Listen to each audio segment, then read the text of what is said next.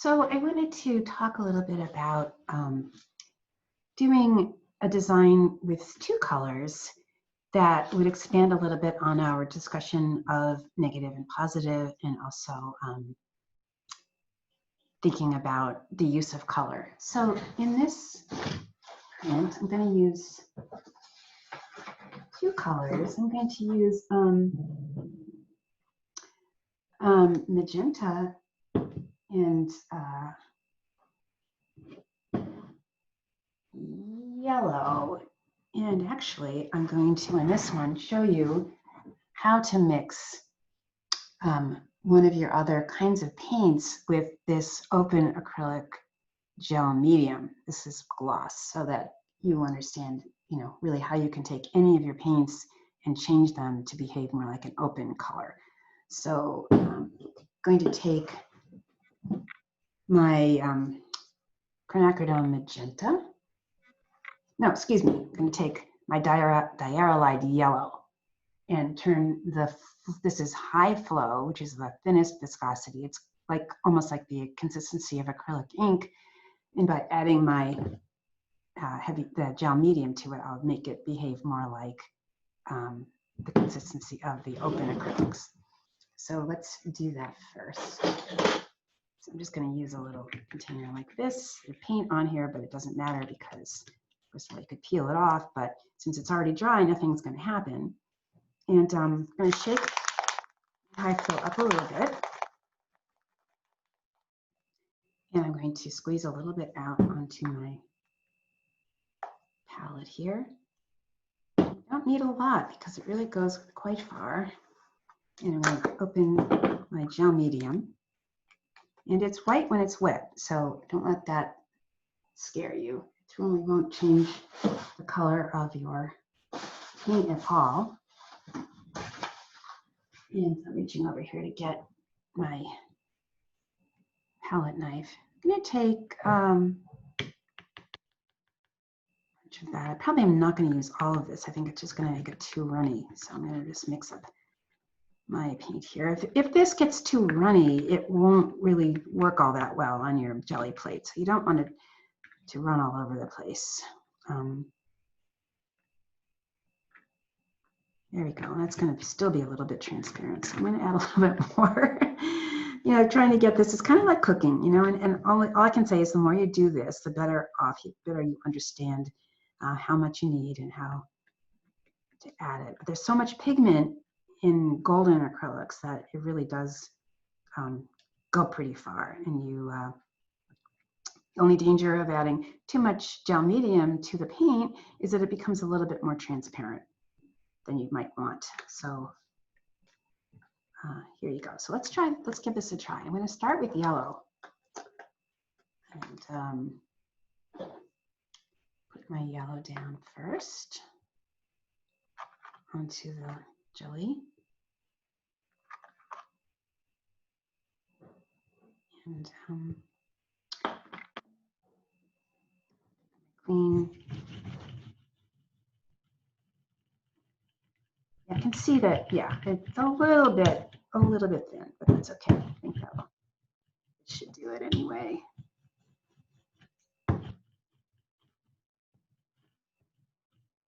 Little fragments in here, and I think that's because I was being messy and didn't clean my palette. And I think some of the dried paint is getting stuck in here, but that's all right. So that's what happens sometimes, but at least we know why. That's why it's a good idea to use clean things. And you can see a little bit of on my roller too, but all right. So I'm going to take some of these skinny rectangular shapes here. And what I did this time is I didn't cut them all the same. I've got some thinner ones and some thicker ones so that we have a little bit more variety.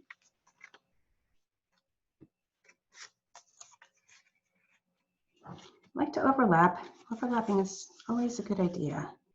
Kind of a little bit more visual interest to your piece. There you go again with the diagonals, you know, why I like the diagonals. Gives a feeling of energy. And I like to go off the edges. Right? So, all right, that's going to be our first color.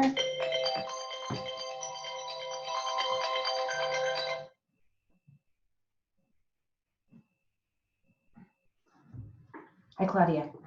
Hello. Hi, how are you? I'm going to talk a little bit more about creating design. And this time we're going to use two colors.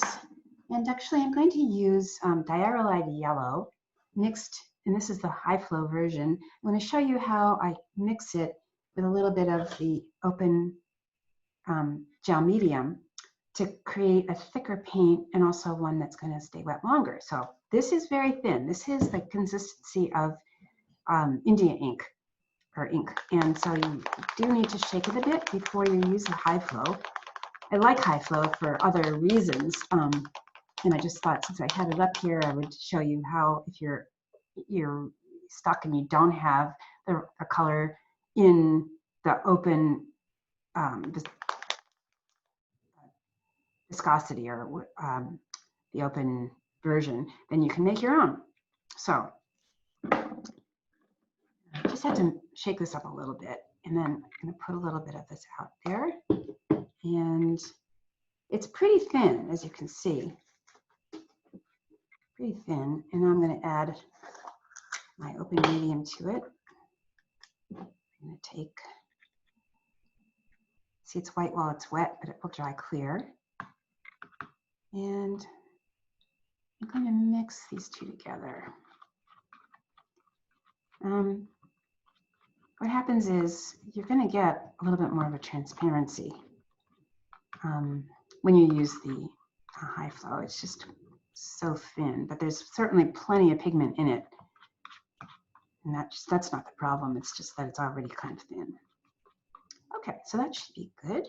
Let's use that. We didn't need to mix up a lot, just a little, because I'm going to be using that much of it. And I'm going to spread this on my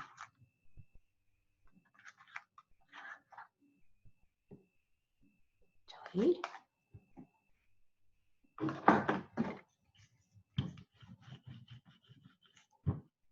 See, when the paint does this,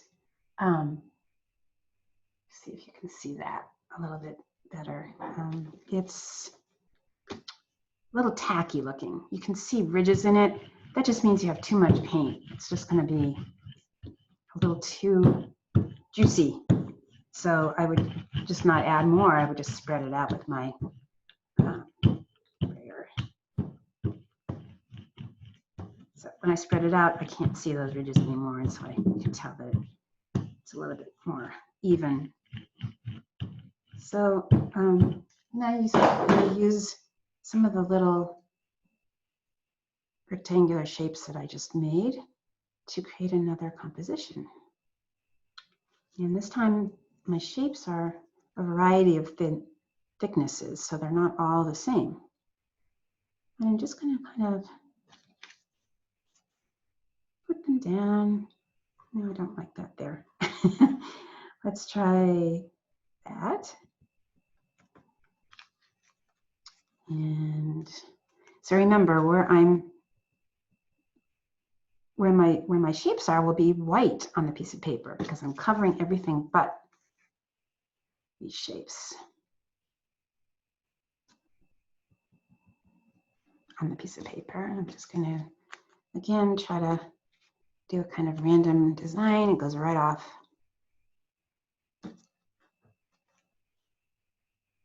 the page here. Okay, I'm going to do that. Now I'm going to take my print. And there's a lot of space over here, but because I know that I'm going to do a second color, I'm not too concerned about that. Alrighty, so take a sheet of paper.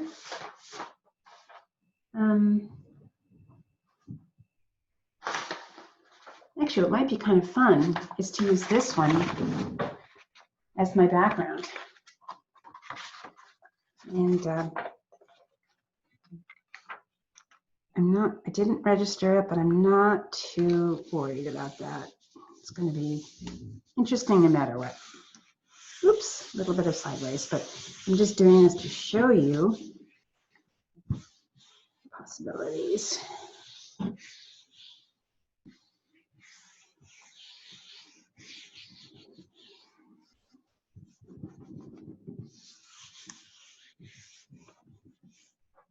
Okay, here we go.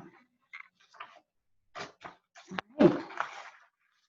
So, getting more interesting for sure. Where the yellow and the black come together creates, geez, a nice kind of a warm gray, right? Warm gray, would you say?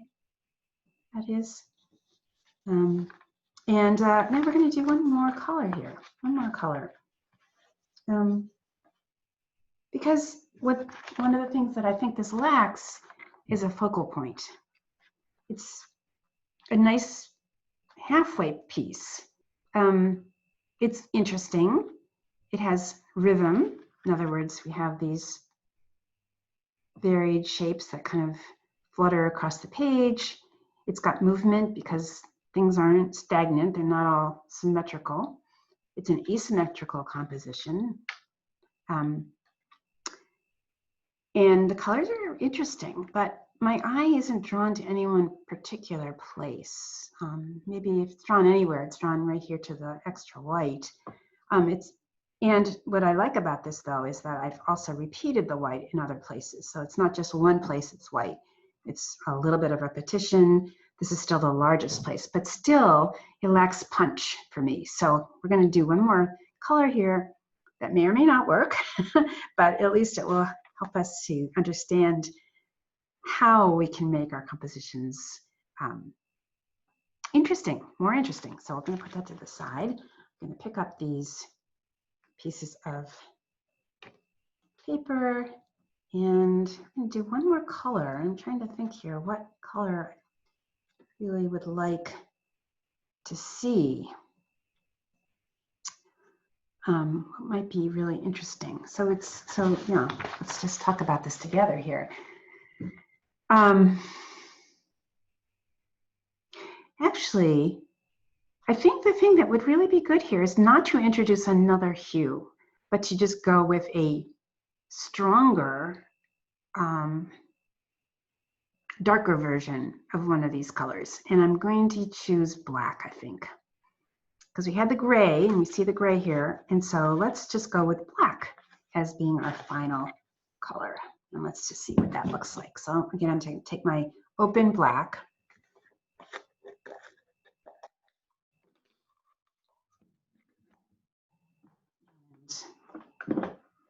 Clean off both my items here.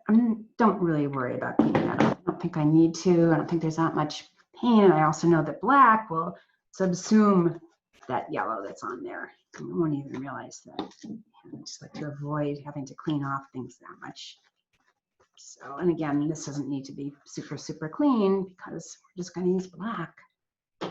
Just depends on what color that you're going to go for, whether you really need to clean up. So put some strong black down here.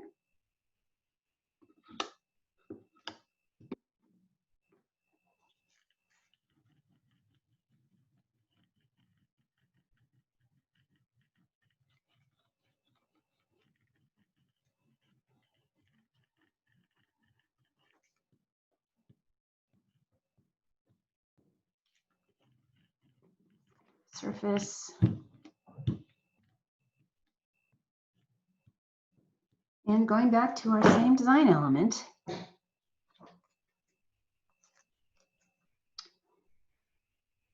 let's see what happens.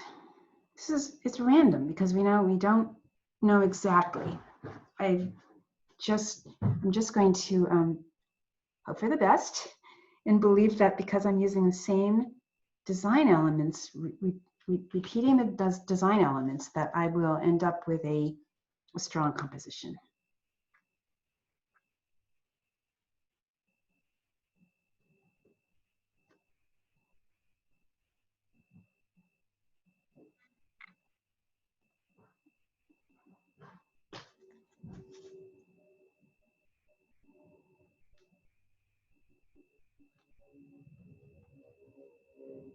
There's really no way of knowing exactly what we're going to get here, but that's kind of the fun of it.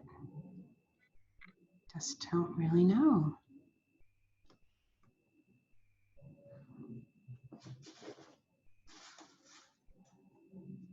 So the more of these I put down, the less black I'm going to have on my piece. So I'm really, I think I want not as much black. You know, I think I want to get rid of some of the black. So I'm going to keep adding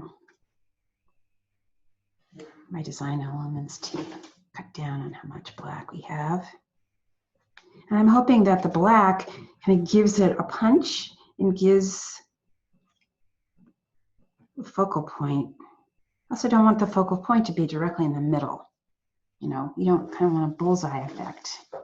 Just because it's not that interesting, really. We want to take the focus away from the center. So I'm going to that. All right, let's see what we get. And I think just for the fun of it, I'm going to flip it and do print the bottom on the top and the top on the bottom.